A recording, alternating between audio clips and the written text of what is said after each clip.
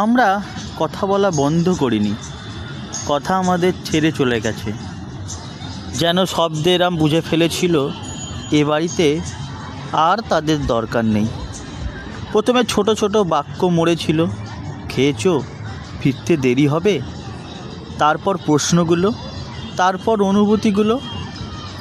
একদিন খেয়াল করলাম তুমি আমার পাশে বসে আছো, কিন্তু আমি তোমাকে মনে করতে পারছি না। চেনা মুখ অচেনা অভ্যাসে বদলে গেছে। আমরা ঝগড়া করতাম না বলেই সব থেকে বেশি ভেঙে গেছি। আসলে ঝগড়াই তো এমন, যেখানে একজন আর একজনকে ধরে রাখতে চায়। আমরা শুধু ছেড়ে দিতে শিখেছি। আমি কথা জমিয়ে রাখতাম, ভাবতাম একদিন বলবো, কিন্তু সেই একদিন আর কোনো দিন এলো না। তুমি হয়তো বুঝতেই পারোনি আমার চুপ করে যাওয়াটা ভদ্রতা নয়, এটা ছিল আত্মরক্ষা। কারণ প্রতিবার বললে তোমার চোখে আমি ক্লান্তি দেখতাম।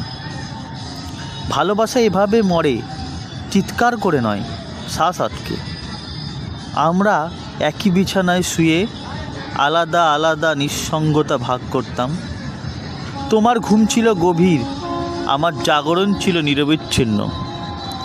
রাতে আমি ভাবতাম, যদি হঠাৎ আমি চলে যাই, তুমি কি টের পাবে, নাকি শুধু ঘরের আওয়াজ কমে যাবে? তুমি আর প্রশ্ন করো না, আমি আর ব্যাখ্যা দিই না। এটা কোনো চুক্তি ছিল না, এটা ছিল একটা নীরব যুদ্ধবিরতি। একদিন আয়নায় তাকিয়ে নিজেকে চিনতে পারিনি। আমি কি সত্যিই সেই মানুষ যে একসময় তোমার জন্য শব্দ খুঁজত? আমরা কেউ দোষী নই, এই কথাটা সবচেয়ে নিষ্ঠুর। কারণ দোষ থাকলে শাস্তি দিয়ে মুক্তি পাওয়া যেত, কিন্তু এখানে শুধু অবহেলা জমে জমে অভ্যাস হয়ে গেছে।